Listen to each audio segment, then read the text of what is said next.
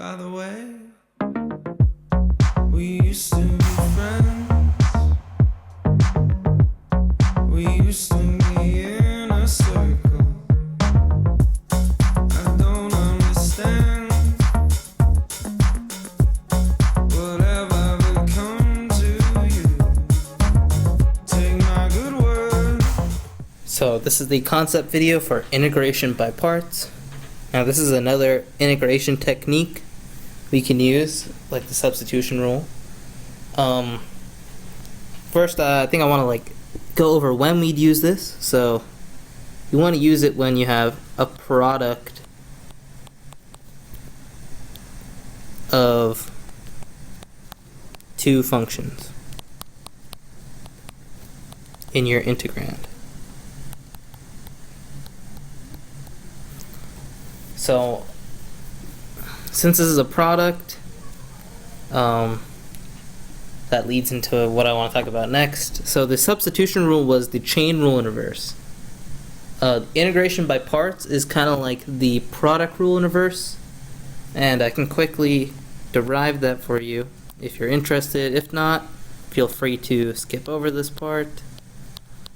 So product rule said if we had a function f of x and it equaled a product of two functions, let's call it u of x, v of x, and the derivative df dx is just u times dv dx plus v times du dx, right? So to get to integration by parts from this, we want to multiply both sides by dx. So now we have df equals u dv plus v du, and we want to subtract this v du to the other side, and we have df minus v du equals u dv. I'll write these v's more clearly. Let's switch these sides real quick. u dv equals df minus v du, and if we integrate both sides, we get the integral of u dv equals the integral of df minus the integral of v du, and integral of df is just the function f of x minus the integral of v du, and f of x was just u times v.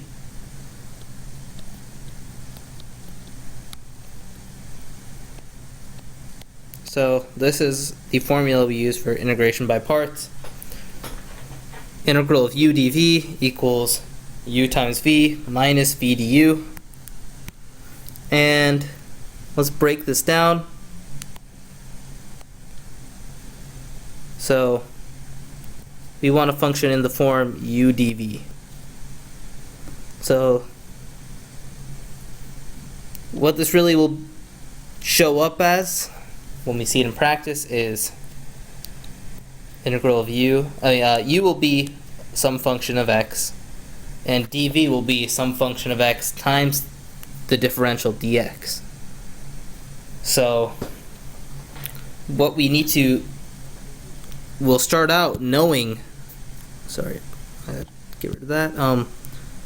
If we start out knowing u and knowing dv, to use this formula, we're going to have to find out what v is and what du is. So we're going to have to go from u to du. We're going to have to go from dv to v. To go from u to du, we're going to have to take the derivative or differentiate. And to go from dv to v, we're going to have to integrate. So when choosing u, we want something easy to differentiate. More importantly, when we're choosing dv, we want something easy to integrate. And this is more important because, first of all, not all functions are able to be integrated. Oh, sorry, I spelled that wrong. not all functions are able to be integrated, whereas most functions can be differentiated. And even if some functions are able to be integrated, it can be very difficult to integrate them. Differentiating is usually easier than integrating.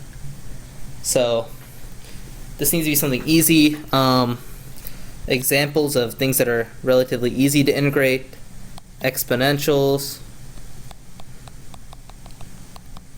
like e to the x, stuff like that. The integral of e to the x is simply e to the x. Trig functions, specifically sine and cosine. The derivatives of sine and cosine are cosine and negative sine, respectively. Polynomials, if you have to, we just use the power rule. So let's say x squared, 3x to the 10th, stuff like that. Let's look at stuff that isn't easy,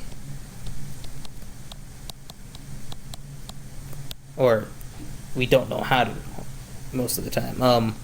Logarithms. Hopefully I spelled that right. Whoops. ln x.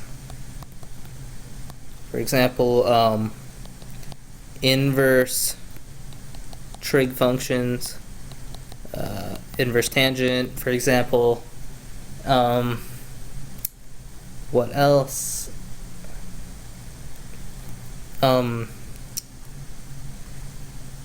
Tangent, secant, other trig functions, that's what I'll call them. Tangent x, cosecant, secant. We don't really want to differentiate, integrate these things. If these things show up, what we're going to do is we're going to call them u, because whereas it's hard to integrate ln x, differentiating it is easy. It's just 1 over x. Differentiating inverse trig functions, we have formulas for that. Inverse tangent of x, the derivative is 1 over x plus x squared plus 1. Derivative of tangent, secant squared. Derivative of cosecant, derivative of secant. We know these things. We don't know how to integrate them, however. So there are a few cases that we'll see, and right now I just want to go over the cases.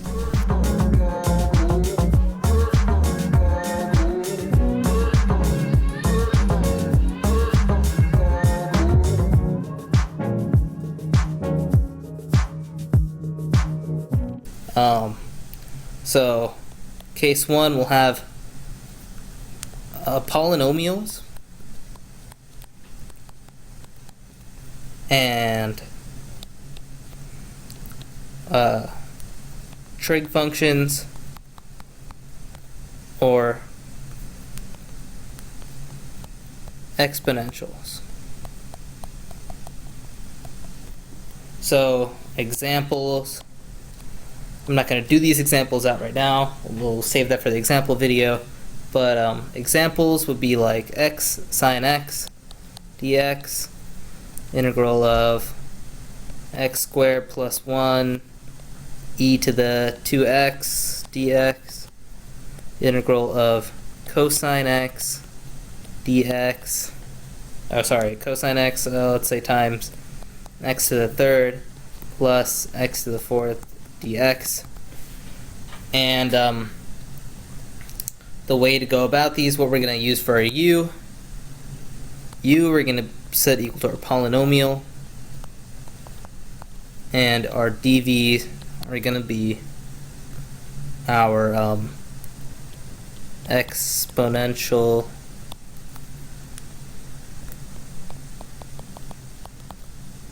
our trig functions. I should probably note for these trig functions I'm talking about sine and cosine, not tangent or anything. So we're going to do this because polynomial, it's cleaner to integrate exponentials and trig functions than it is polynomials, because when we differentiate polynomials, let's say we had x to the third. If we differentiate that, we're going to get 3x squared. We differentiate it again, we're going to get 6x. We differentiate it again, we're going to get 6. And once we differentiate it one more time, we'll get 0.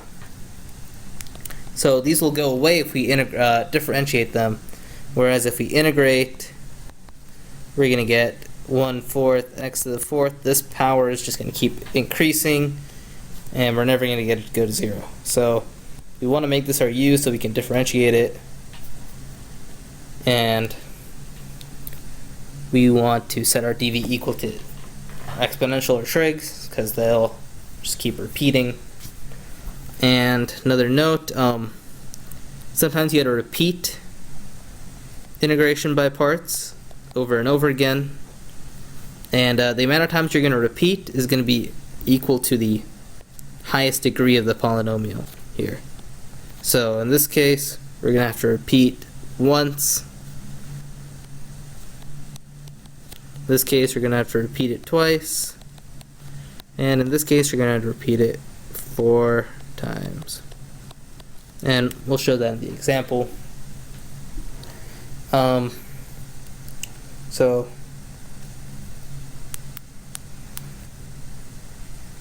repeat n times, and n is highest degree of polynomial.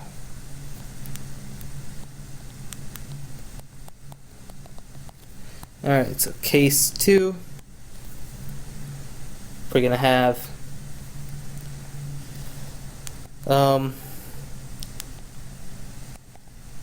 trig functions and exponentials together, or trig functions. So examples of trig functions with exponentials, we have e to the x times sine x dx. We're going to have e to the x cosine x dx. Let's make this e to the 2x. Make this e to the minus x. And then could have sine x cosine x, or sine x cosine 2x. So stuff like this. And we want to set our u usually equal to our trig function,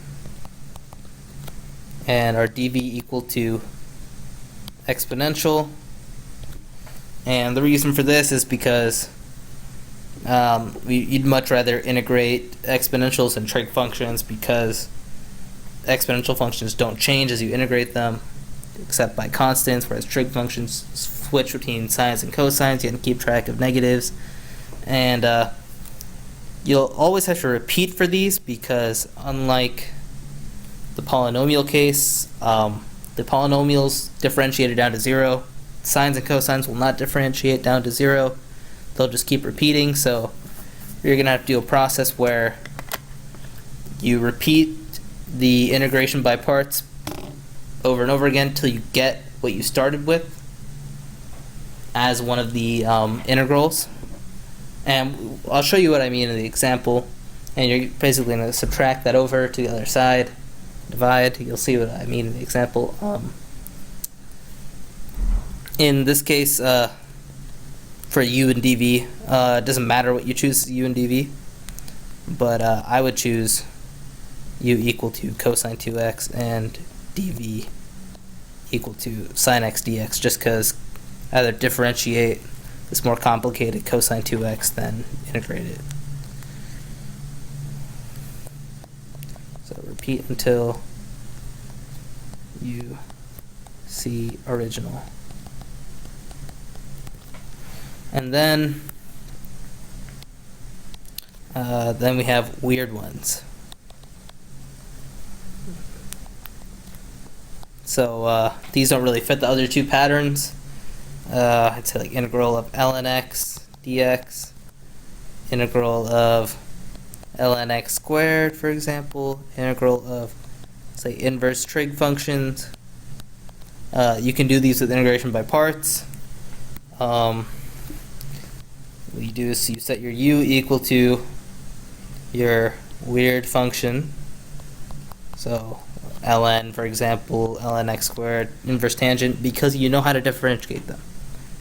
And you set dv equal to dx, or 1, if you like, because it's kind of cheating, but I wouldn't say cheating, but like, it's a little trick. Easy to integrate dx, you just get x. And yeah, we'll get one of those in the examples. So yeah, those are the real main cases. Most of what you'll see will fall into these 3 categories, and we'll do some examples.